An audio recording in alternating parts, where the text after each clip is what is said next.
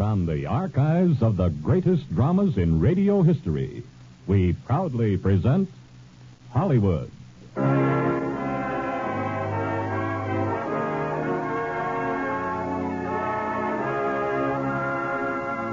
The Radio Theatre, starring Jane Wyman, Vincent Price, and Virginia Bruce in Devotion. Ladies and gentlemen, your producer, Mr. William Keighley.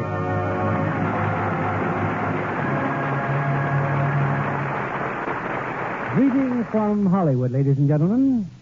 You have read their books and poetry. You have seen their novels made into great motion pictures for the screen. And tonight, you meet them on our stage. The incomparable Brontë sisters, two of literature's most colorful and gifted writers. Born to a family of geniuses, their sheltered life is fraught with drama and romance, so vividly presented in tonight's play, from the Warner Brothers hit, Devotion. Our stars are Jane Wyman, making her first Lux Radio Theatre appearance in the role of Emily, Virginia Bruce as her sister Charlotte, and Vincent Price as the man both sisters loved. The Brontës lived in Yorkshire, England, in the 19th century, not far from my ancestral town of Keighley, pronounced in England Keithley, although how they made Keithley out of K-E-I-G-H-L-E-Y, I'll never know. But that is my sole affiliation with the Brontës, other than the privilege of presenting their story on our stage tonight. Here's the first act of Devotion, starring Jane Wyman as Emily Brontë, Vincent Price as Nichols, and Virginia Bruce as Charlotte.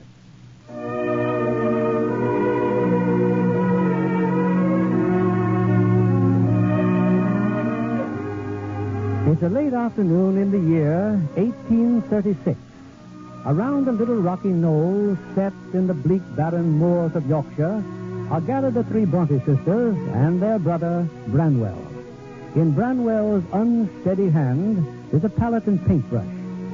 How can I possibly paint your portrait, Anne, if you insist on squirming so? You may be a great painter, Branwell. You're also a great bully. Be quiet, Charlotte. Anne, you have a very pretty nose, Thank you. but completely devoid of character. She has a great deal more character than you. If you think that taking positions as governesses in an attempt to keep the wolf from the Brontë door denotes character... Anne and I have good reasons for taking employment. Have we not, Anne? Yes. We wish to see life. Why? So that we may write of what we see. When will you discover that Emily and I have more talent in our little fingers than ever will exist in that busy, noble brain of yours? Tell her, Emily. Emily? Tell her what? Do you want to see the world, or are you content to stay at home and rot with me? All the world I want to see is about me now. This is my world. You stop painting, Branwell. I'm no longer in the mood. You're never in the mood to finish what you begin. You see, Emily? Already dear Charlotte speaks like a governess. Branwell, have you the least idea why Charlotte and Anne are going to work? No, and I don't care. I'm off to the tavern. Branwell. Take my things home, will you? No. I'll bring them, Branwell. Good old Emily. Oh, our poor brother. Our poor dear genius of a brother. If he only had the chance. He's a great poet, Emily, a great painter, too. I sometimes wonder, Emily, if you really understand him. The trouble is I understand Branwell only too well. Nevertheless, Charlotte and I shall see that he gets to the Royal Academy in London. No sacrifice that enables Branwell to develop his great talent will be in vain. He could leave with us tomorrow, Charlotte. Travel part of the way together. At least we'd get him safely past the tavern. That's most important, don't you think so, Emily? I don't agree with your plan any more than Branwell will appreciate the sacrifice you're making. Very well. Branwell shall not go to London because Emily refuses to help him. Oh, I'm sorry. Charlotte, I know how deeply fond you are of Branwell. But I cannot understand your attitude, Emily. Branwell isn't ready for London. What nonsense. He isn't a child. I'm not going to argue with you, Charlotte. I think it would kill him. Come, we'd better get home.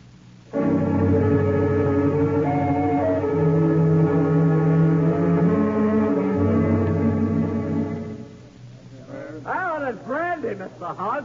Where is it? Where's your money, Mr. Brontë? Well, charge it to my account. You've no account here anymore, my lad. I should hope not. My account's with posterity. I beg your pardon. Innkeeper? Yes?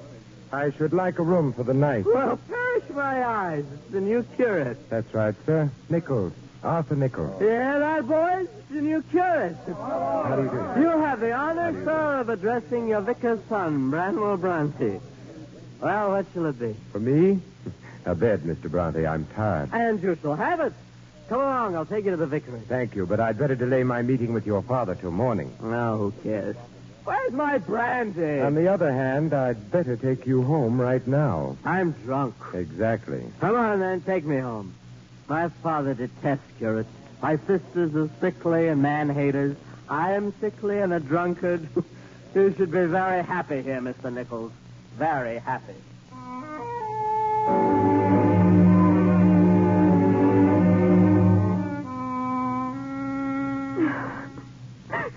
Can't you sleep, Charlotte?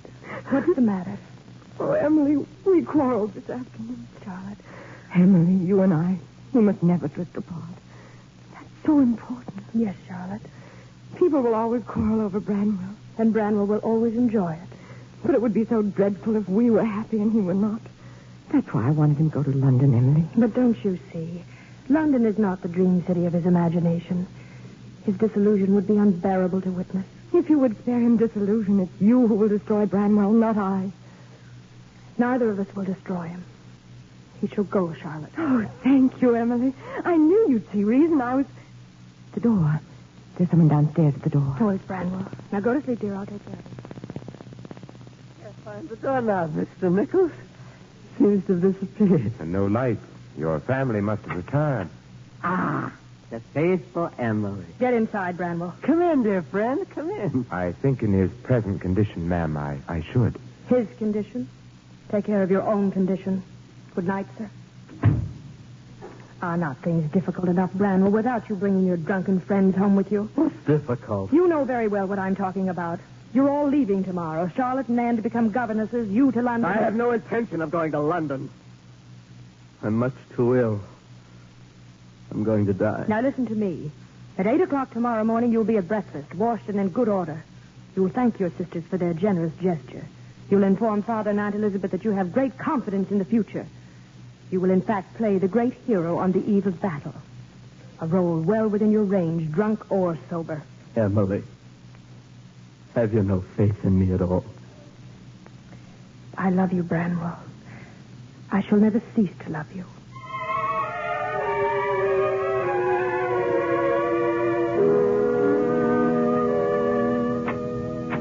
What is it, Elizabeth? Can't you see I'm trying to compose a sermon? Mr. Arthur Nichols is here, the new curate. Where's Emily? He decided to ride with Branwell and the girls as far as the moor. Why must she spend half her time on the moors?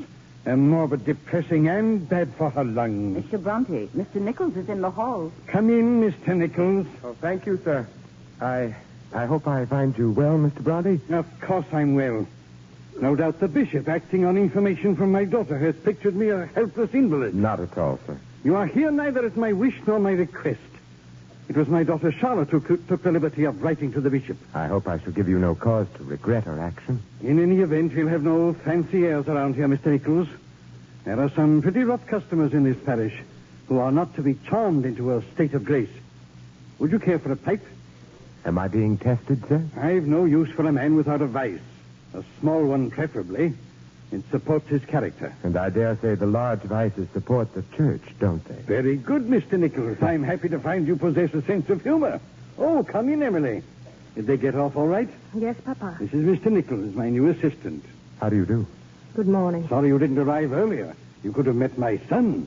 He's off for London to make his place in the world. I've heard talk of all your children, Mr. Brontë. A family of remarkable talents, I'm told. You'd have had lots in common with Branwell, Mr. Nichols. Don't you agree, Emily? I'm sure he would, Papa. A glass of wine, sir? Oh, thank you, but I never touch it before sundown. Then you'll be pleased to hear that the sun sets very early in these parts. Emily! I hope they looked after you well at the inn last night, Mr. Nichols. The hospitality of the Bull left nothing to be desired, sir. I'm sure you felt at home there immediately, Mr. Nichols. Not immediately, Miss Brontë. I was called to take up my duties as a curate rather sooner than I had expected. Indeed? Yes. One of your parishioners seemed in sore need of an escort home. I hadn't the heart to refuse him, though it proved a very thankless task. Drunkards like that should be left to find their own way home. Mr. Nichols, Yes, Miss Brontë? I'm sure you only think it was a thankless task. Drunkards are not the only ones who are tardy with their gratitude.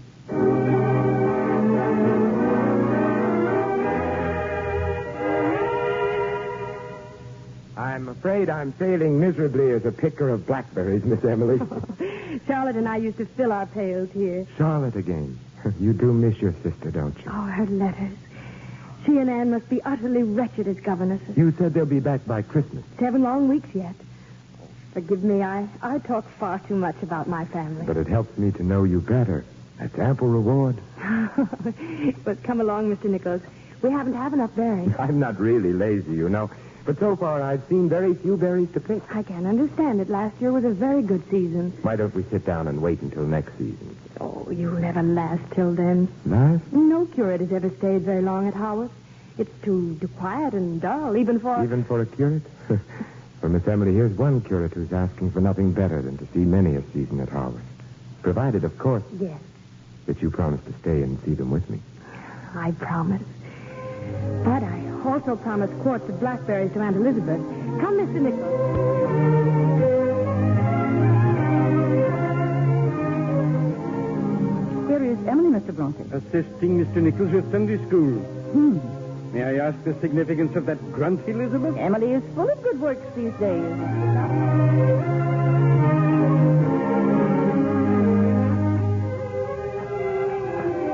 But you should be home, Mr. Nichols. Sunday school was over an hour ago. I much prefer walking with you, Miss Emily. These strange, wonderful moors. You like the moors, too? I'm not certain. You've never brought me this way before, have you? I never bring anyone this way. Not even your brothers or your sisters? Oh, no.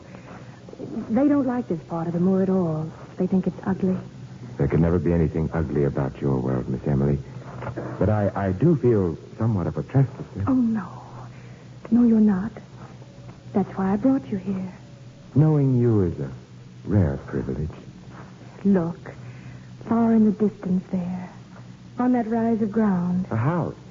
That is a house, isn't it? Yes. Gaunt, lonely, abandoned.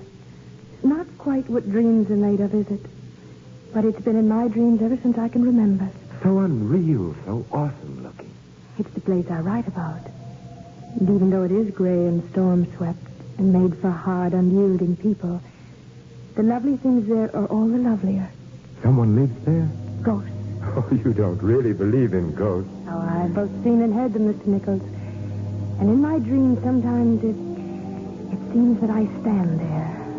And I watch that house in the silence of the night, and then suddenly I hear a sound that terrifies me. The beating of a horse's hooves coming nearer and nearer. A great black horse and a dark rider, and he thunders down on me, and I cannot move. What does he look like? I've never seen his face. Miss Emily. Miss Emily, I can hear them myself. Hoofbeat. What? Over there, Mr. Nichols. You see, when I'm with you, my dreadful dream turns out to be only one of our wild moor horses. Oh, thank heaven. It's getting late, Mr. Nichols. Yes. Miss Emily, that distant place, that house, does it have a name? I don't know. I call it Wuthering Heights.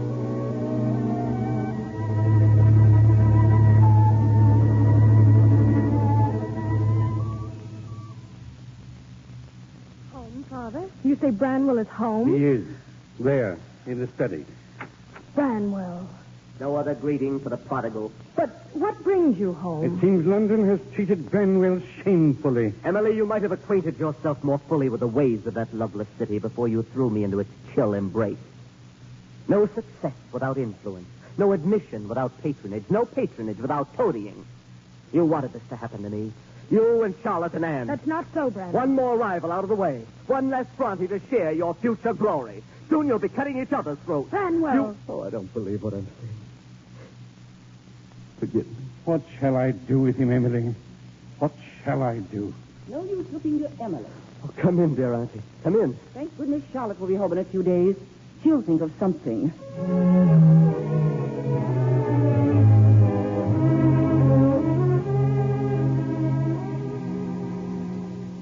Branwell is sleeping, Charlotte. Well, if he's ill, Aunt Elizabeth, we must see him at once. There'll be ample opportunity later. Anne, what are you doing? Writing in my diary. Oh, if Branwell were only well, this would be the happiest day in my life. Whatever else we may or may not be, at least we shall never be governesses again. How many copybooks did you fill while you were gone, Charlotte? 6 at least. But it would take dozens to properly describe that horrible household. Anne managed to fill only 3. Only because my penmanship is smaller. I assure you I was every bit as unhappy as Charlotte. I think it's shocking of you both prying into the affairs of your employers. Prying into the lives of others is the art of the novelist, Aunt Elizabeth. Well, what's this? Poetry. The night is darkening around me. The wild winds coldly blow. Give me that, Charlotte. But a tyrant spell has bound me. Charlotte! And I cannot go. Why, Emily, I think it's beautiful. I don't care what you think. Please keep your fingers away from my work. Oh, I'm sorry, Emily. Oh, but Charlotte, it's such a lovely plan, Emily. We put all our poems into one big package and send them off to London. Poems by 3 sisters. Think what a stir it would cause if they were published. I would as soon think of publishing my poems Oh, will you girls stop prattling about poetry and novels? I have some really exciting news. What news? Lady Thornton has invited you all to the Christmas ball. Oh, how wonderful. All the eligible young men of the county will be there. But bear in mind, young ladies, you'll never get a husband talking of poetry.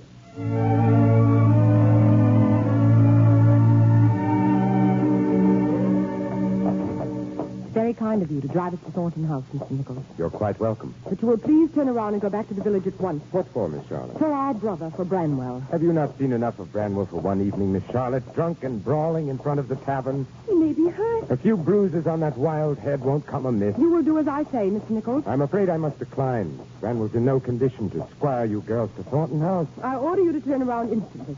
At this very moment, Branwell may be lying dead in the gutter. At this very moment, I don't care. Good heavens. Emily, what are we going to do? Go to Thornton House, Charlotte, dear, and try to enjoy ourselves.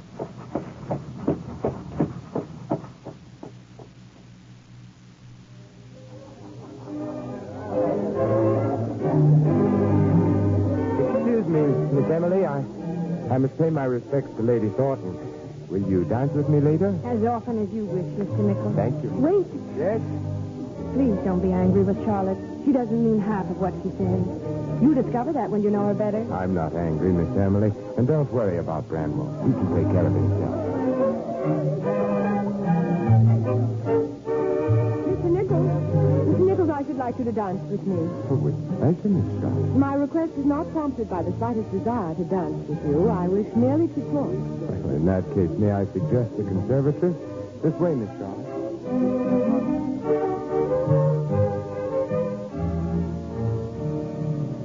I'll come straight to the point, Mr. Nichols.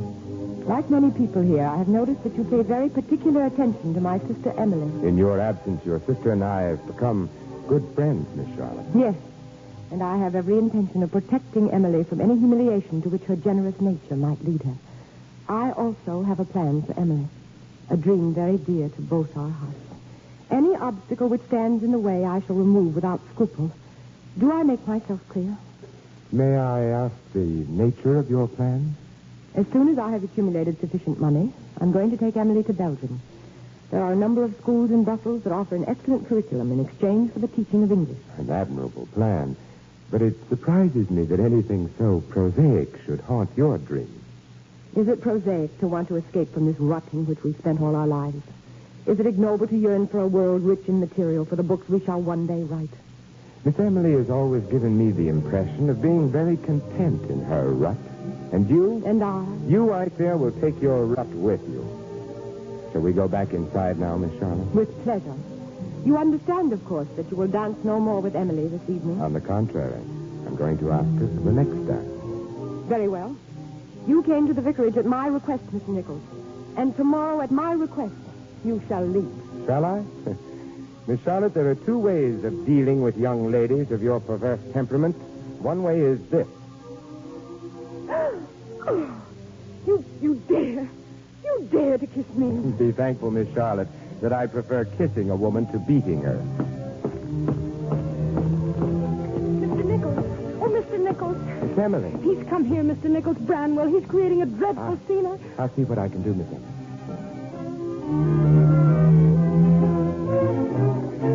Oh, come now, Lady Thornton. I repeat, Mr. Brontë, you had better leave this house at once. We'll make a bargain. You show me where you've hidden the drink, and I'll say the last dance to you. That will be enough, Branwell. I've come for a drink. You've had enough for one night. We're leaving. Take your hands off Branwell, me. be reasonable. I'll teach you to mollycoddle me. I'm dreadfully sorry, Lady Thornton. I had to do it. I'll carry him out to the carriage, Emily. Excuse me, Charlotte. If I were a man, Mr. Nichols, you would have to answer for this. A change of sex could hardly make you more unjust than you're being at this moment, Charlotte. Now, find Anne. We're going home.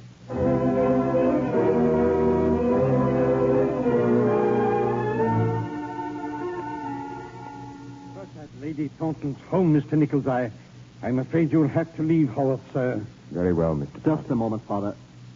I'm fully responsible for last night's scandal. Mr. Nichols tried only to spare my sister's further disgrace. Mr. Nichols is not in Howard to protect your sisters. And as for you, I should prefer not to see your face for a long time. Such talk cannot hurt me, Father. I'm already too numbed by the great blows of destiny. The toe of my boot should be your destiny. All right, Nichols. You may stay. But in the future, keep your fist to yourself. You should have cracked his skull.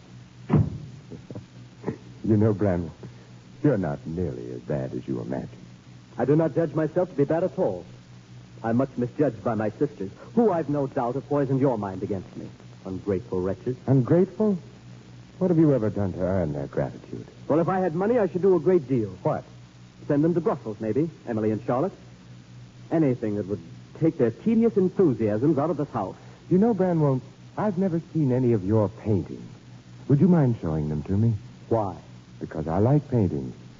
Because I wonder how good you really are. Because I may wish to buy some. Buy some, eh? Come up to the attic, Mr. Nichols.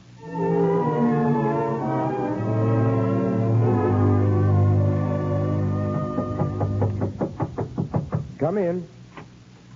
Miss Emily, you came all the way to the village to call on me. We've not seen much of you these past days, Mr. Nichols. No, I imagined my presence at the vicarage would occasion nothing but embarrassment. Charlotte? In part. But you mustn't let her intimidate you. In any case, she's so excited now that our misfortunes at Thornton House are all but forgotten. Branwell has sold some of his paintings, Mr. Nichols. Well, you must offer him my warmest congratulations. And with the money, he's sending Charlotte and me to Brussels. Oh, how splendid of Branwell. Charlotte is delighted. You are not? But, Miss Emily, I thought this was your aim, your ambition. Dreams that come true are no longer dreams, Mr. Nichols. But think, Miss Emily, what you might miss. I can only think that even now it's not too late. Anne could go in my place. Tell me I need not go, Mr. Nichols. I cannot tell you that, Miss Emily. Forgive me. I had no right to ask. Goodbye, Mr. Nichols.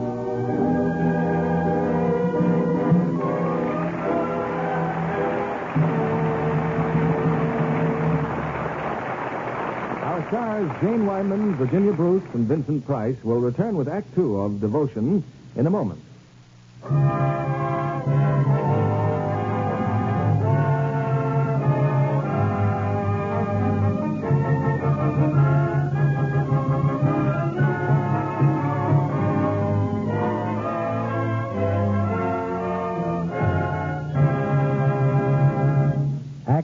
Of Devotion, starring Jane Wyman as Emily Brontë, Vincent Price as Mr. Nichols, and Virginia Bruce as Charlotte.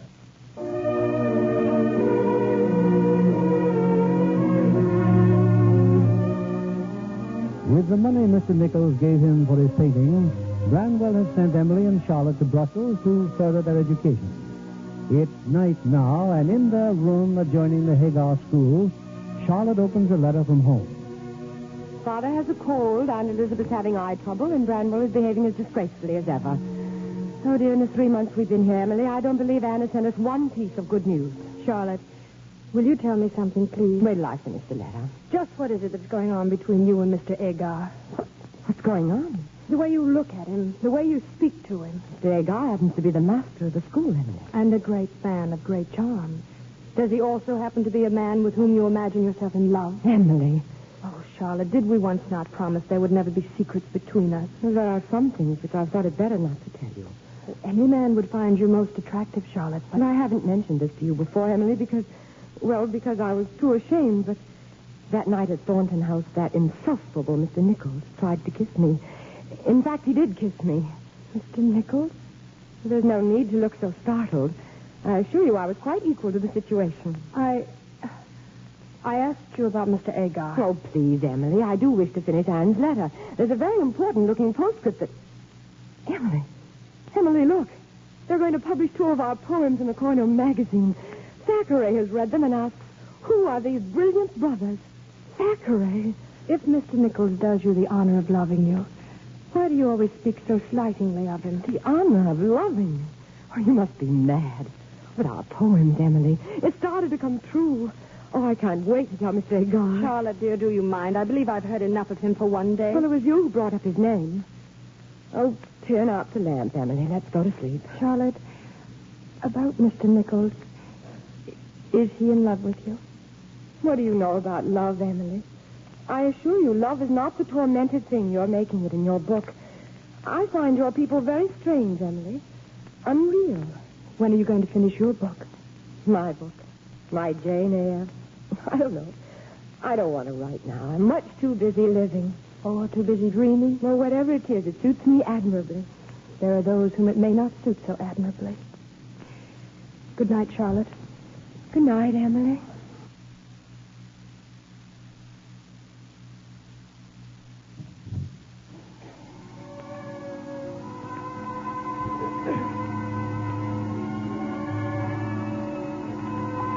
There could never be anything ugly about your world, Miss Emily. But I do feel somewhat of a trespasser. Charlotte. He loves Charlotte. Knowing you is a rare privilege, Miss Emily. Charlotte. It's Charlotte.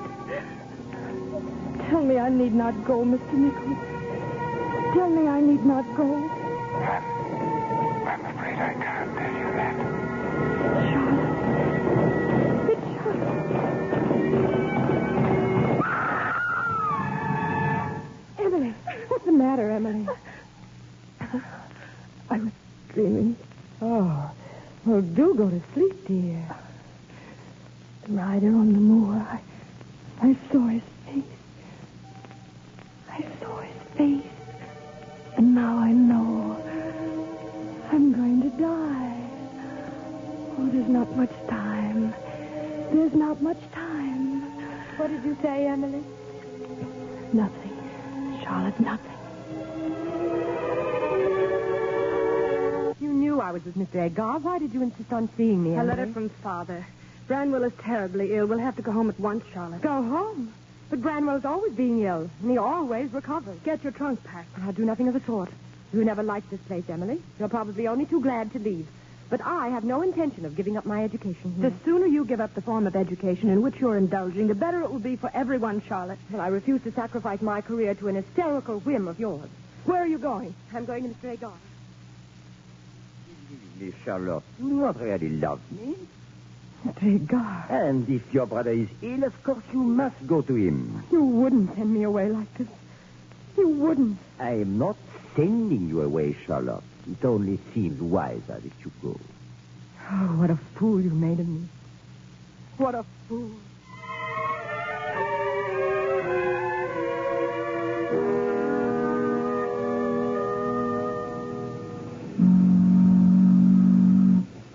What did you say, Charlotte? What did you say? You're glad we're on this ship? Glad to be going home? Yes, I'm glad. I would have told you so before, but I've hated so to admit I've been wrong. Wrong about Mr. Agar, wrong about everything. I may even have been wrong about poor Mr. Nichols. Poor Mr. Nichols. Perhaps he does love me, Emily. What do you think? I think, Charlotte, that you've had a severe shock. I also think that you will recover with rapidity that may astonish even yourself. Look, Charlotte. The coast of England. England.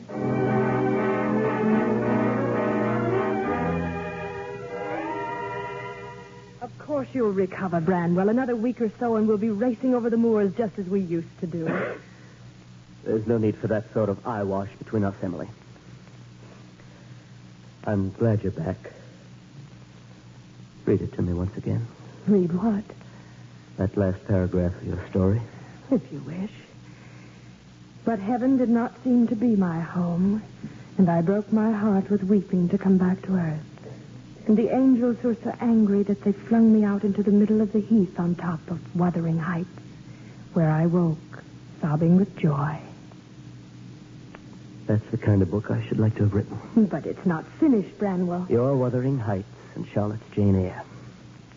Well, finished or not, one thing is clear as daylight about the two books. You're both in love with the same man. Branwell. I don't get excited. No one save your discerning brother will ever notice it. Charlotte certainly won't. Well, you're not attempting any passionate denials. I've never been able to deceive you, Branwell. You're giving it too much thought, my dear. What are you talking about? That pretty view as you look out the window there. Haworth Church and Haworth Graveyard. You're imagining things, Branwell. All the same, I should lose no time in finishing that masterpiece of yours.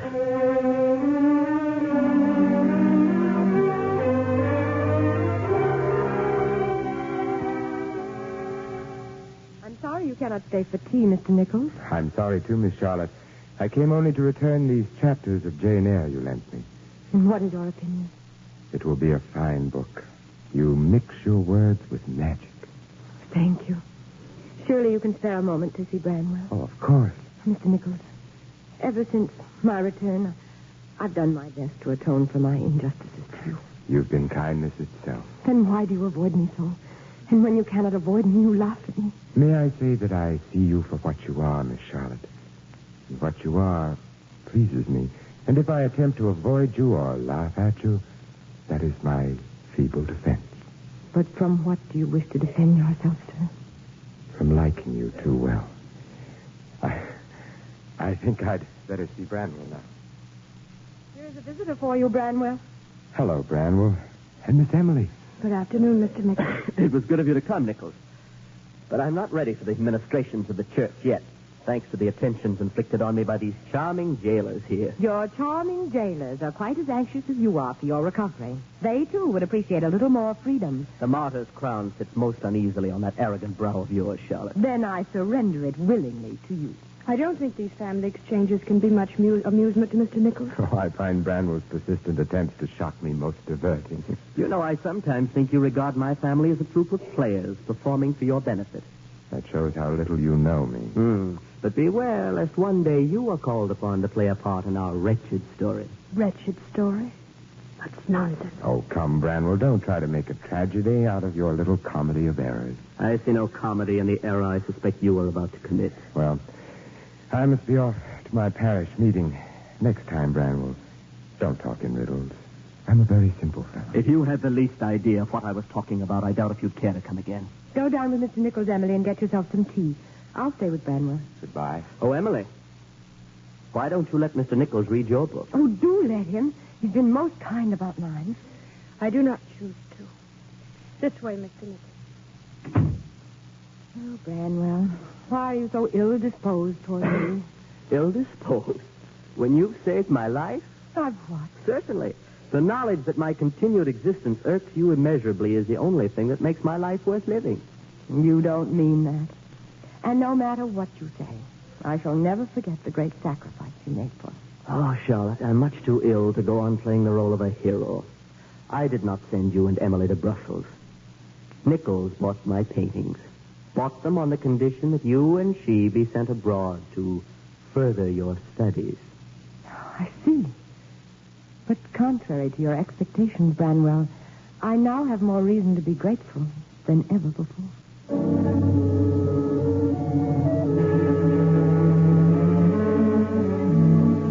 Of course, we shall have to repay Mr. Nichols, Emily, every penny of it. We can discuss it later. You know, if any proof were needed that he loved me, this is it. Don't you agree? I agreed a long time ago. Yes, you did. You're very clever, Emily. But why doesn't he speak? Why? Charlotte, who's with Branwell? Anne and Father. Oh, why must you always get off the subject?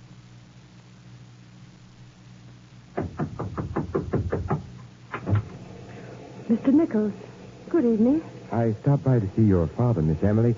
There are a couple of books he said I might borrow. Well, Father has gone out with Aunt Elizabeth and Anne to the village concert. Please take whatever you wish, Mr. Nichols. Or did you really come to see Charlotte? Am I so feeble a liar? No. No, I came to see you, Miss Emily. Charlotte is writing. She's upstairs. I'll call her. I said I came to see you. Oh, Miss Emily, you can't do this. Do what? I met your father in the village. He told me you now plan to turn governess, and I say you can't do it. Mr. Nichols, I've all but finished my book. And when it is done, I shall naturally be anxious to secure some sort of position. But you're a poet, a dreamer of great dreams. You can't become a servant. But I can, quite easily. With the extensive education you saw fit to bestow upon me, I imagine I could be almost anything. Oh. Yes, Mr. Nichols. As you must know, reticence is not one of Branwell's strong points. I thought what I did would be for the best. And from your point of view, it most assuredly was. You gave Charlotte what she wanted. And got rid of me at the same time. How can you say such things? Because I'm a human being. There can be nothing but truth between you and me, Miss Emily. If the village is too small for the three of us, it is not you who shall go. I've tried to stop loving you. I really have tried, Mr. Nichols. Emily! Charlotte, what is it? Branwell, he's not in his room. He's gone. I've looked everywhere. Gone? Emily, what are you doing? I'm going to find him. He can't have gone very far. But, Emily, your coat is pouring. Leave it to me, Miss Charlotte. I'll have him home again in a very few minutes. Well, I'm coming, too. Just let me find my coat and Emily's. She only hadn't gone out in that thin dress. Branwell. Oh, Branwell. In the gutter as usual, Emily. But it's the first time I've failed to reach the tavern. Usually it's the home journey that's so difficult. Oh, try and get up. Give me your arm. Oh, this is a poor finish. Branwell. Branwell.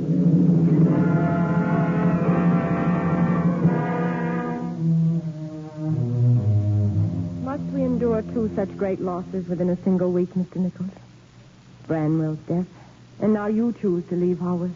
Miss Charlotte, Miss Emily, I don't think I need explain what knowing you both has meant to me. Let me just wish you both the great success you so truly merit. Goodbye. Goodbye, Mr. Nichols. Goodbye, Miss Emily. Goodbye. But why are you leaving us? Because I am not a big enough man to live side by side with greatness. Nor am I so small that I can stand by and witness its torment. But I don't understand. One day you will, dear Charlotte. I know nothing, Emily. I understand nothing. And yet I have dared to write 200,000 words about life.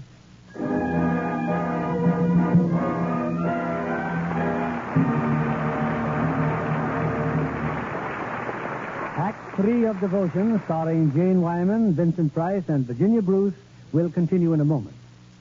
Act 3 of Devotion, starring Jane Wyman as Emily, Vincent Price as Mr. Nichols, and Virginia Bruce as Charlotte.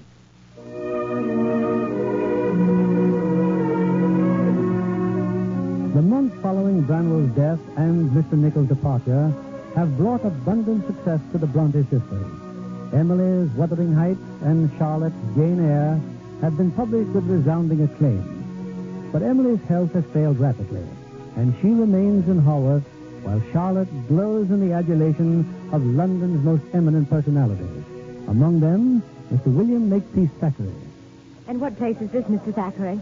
You've taken me to so many places these past 2 days. This is the celebrated Chester cheese inn, Miss Brontë. The Cheshire cheese, where Samuel Johnson and Mr. Boswell met. Exactly. Do you realize, young woman, that Jane Eyre is causing even more of a stir than my own Vanity Fair? Though I doubt that Vanity Fair required any stirring about. And yet it's strange, is it not?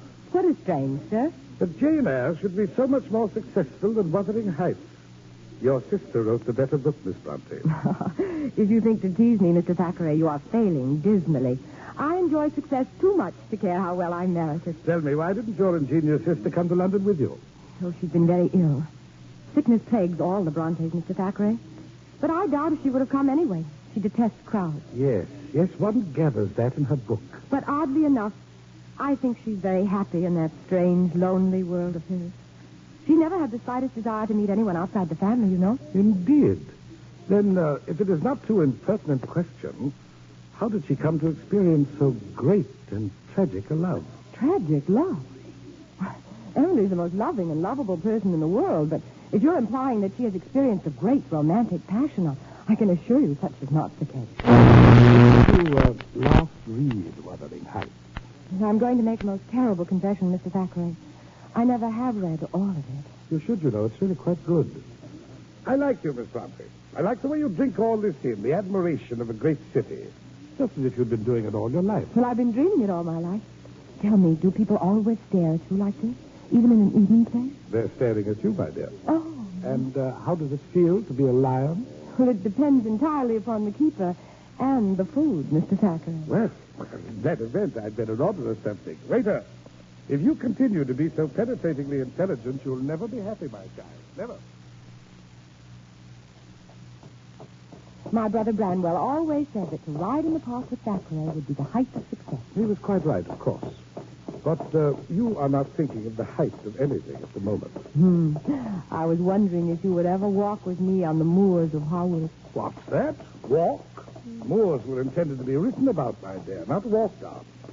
Miss Charlotte, are you so fearful of not being recognized that you must take a copy of your novel out driving with you? Oh, no. It's for a friend, Mr. Thackeray. Tell me, how far is it to the East End? East End? Oof. Geographically, about 4 miles. Socially, over 1,000. You're not suggesting we go there? Oh, I wish to, very much. There's a minister I should like to see. Indeed. Miss Charlotte, I have a sincere regard for you as an author and a deep affection as a friend. But if you imagine I'm going to take you to the East End, a district inhabited exclusively by thieves and cutthroats, then you're... Still, I shall go there. Driver. Yes, sir. Turn around. Drive us to the East End. Very good, sir.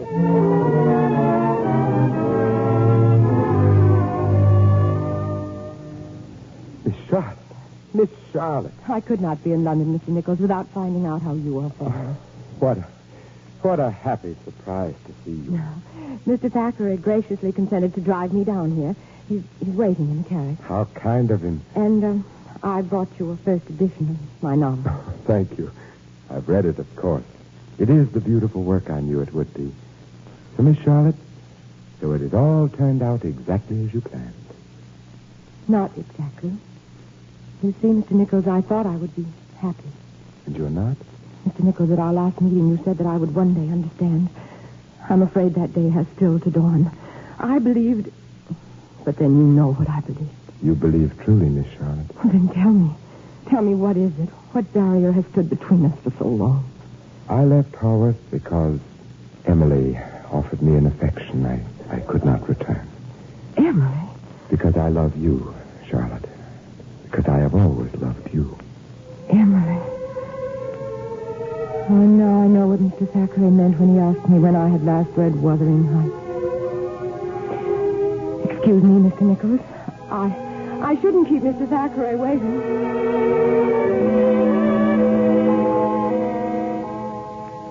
Well, go on, Anne. Charlotte's letter. What else does she have to say about London? She had a brief visit with Mr. Nichols. She found him well.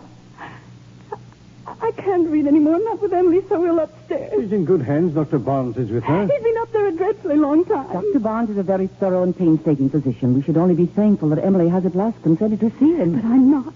If Emily consents to see a doctor, it can mean only one thing. None of that morbid talk, miss. Proceed with the letter. Yes, Father.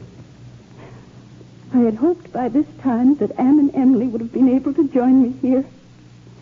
Surely Emily is sufficiently weak.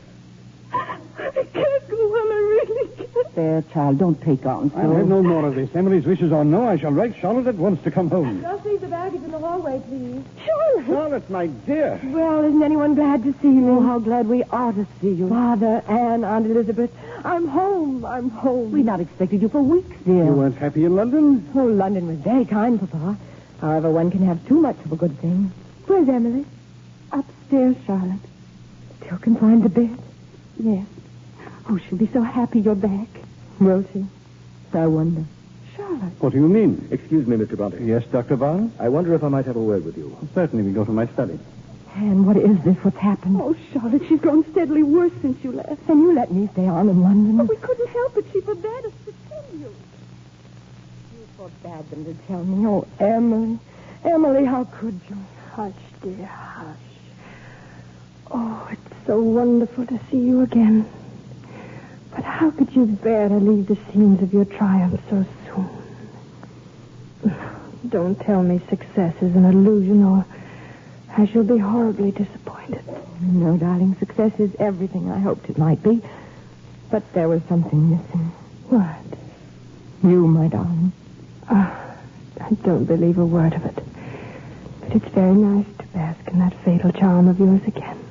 And all the most interesting people I met talked incessantly of Wuthering Heights. Zachary's last words were, "Pay my homage to that genius sister of yours." Bless the old cynic. And the publishers say they won't have a moment's peace until your next book is in the printing press. You'll have to wait a dreadfully long time, I'm afraid. Oh, nonsense. Nonsense. Now that I'm back to look after you, you'll be up and about in no time. Almost the same words I said to Branwell. Emily. Mr. Nichols. Did you see Mr. Nichols? Oh, yes. Curiosity overcame my pride, and I went. He was as pleasant and courteous to me as ever. But I found that my old feeling for him was as dead as though it had never been. Please don't lie to me, Charlotte. Not tonight. I have so little time. Oh, you're not to say those things, Emily. You're not to. All our lives, there's been too much left unsaid between us. Loving is the only thing that really matters, Charlotte. It's worthwhile being hurt a bit to find that out. The world has always frightened me just a little. So I'm not really afraid to leave it now. Though sometimes when I hear the wind blowing through the heather or see the sun go down beyond Wuthering Heights, I think perhaps I'd like to stay just a little longer. Oh, but you're not trying, Emily. You can stay. You must stay. Oh, listen to me, my darling. Any good there is in me has come from you. Any courage that I've ever shown has been inspired by you.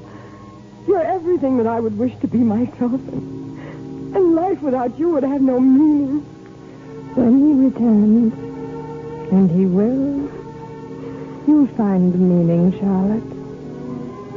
A far happier one than I could ever teach you. Oh, Emily. It's coming for me. Charlotte, the rider of the moors. Listen. Emily! Emily! Dr. Barnes!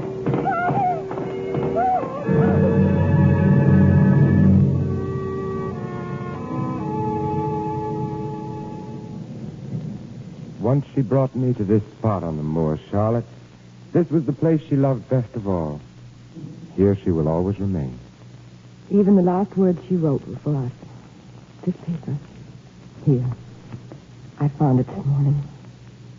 I linger here, listening to the soft wind breathing across my beloved moor. They must not imagine there is unquiet slumber for a sleeper in this quiet earth. For their love is also here, with me. And when he returns, and he will, you'll find the meaning, Charlotte. You were right, dear Emily. I have found the meaning. No.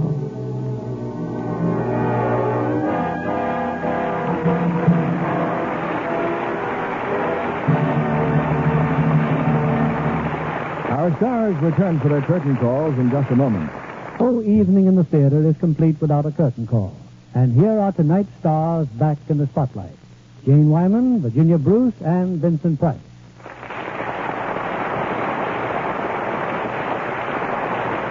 Jane, we're especially grateful to you for taking over for Ida Lupino as he's ill and giving us such a wonderful performance. Thank you, Bill. I enjoyed doing it.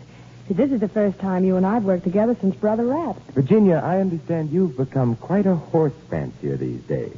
Well, I get a lot of pleasure out of raising and riding horses, Vince. And so does Jane. Oh, you both have the same hobby, eh? Hobby, hay is right.